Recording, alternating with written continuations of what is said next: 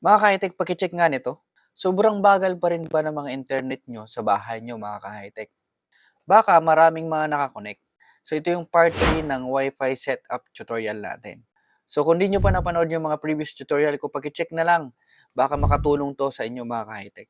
So for this video, how to limit the devices connected to our Wi-Fi using mobile phone, mga ka-high-tech. So punta tayo sa settings, network and internet, sa Wi-Fi. So hanapin nyo yung Wi-Fi nyo, mga ka-high-tech.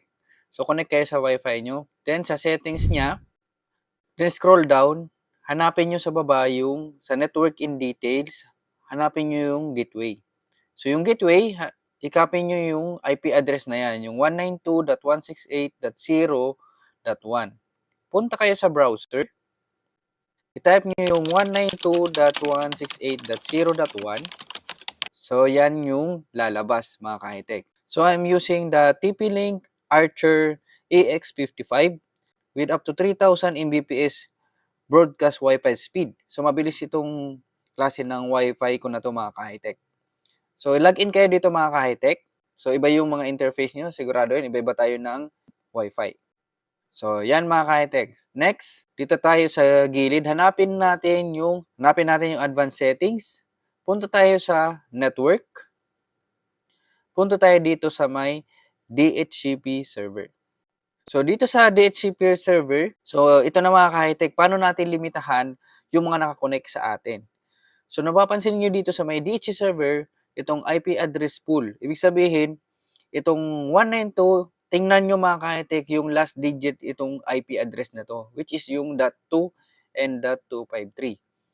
Ibig sabihin yan, mga ka-high-tech, yan yung available na IP address na pwedeng makakonect ng mga devices. Kung hindi nyo alam sa inyong mga Wi-Fi, tingnan nyo na lang, i-minus nyo lang, minus na lang natin ng isang IP address. So, 253 minus 1. So, meron na siyang available 252 na IP address or devices na makakonect. So, napakarami, mga ka-high-tech, dito sa akin na pwedeng makakonect.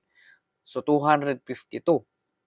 So, pwede natin yan i-edit, mga ka-high-tech. Kapag in-edit natin yan, gusto ko ng 20 lang. So, ay gusto natin i-set ng 20 devices lang. So, ganyan lang siya, mga ka-high-tech. Sobrahan lang natin ng isa. So, gawin natin .21. Para minus siya dito sa may gateway niya. So, meron na siyang available na devices na pwede makakonect na 20 devices, mga ka-high-tech. So, yun lang, mga ka-high-tech. Follow for more tech tips and gadget reviews.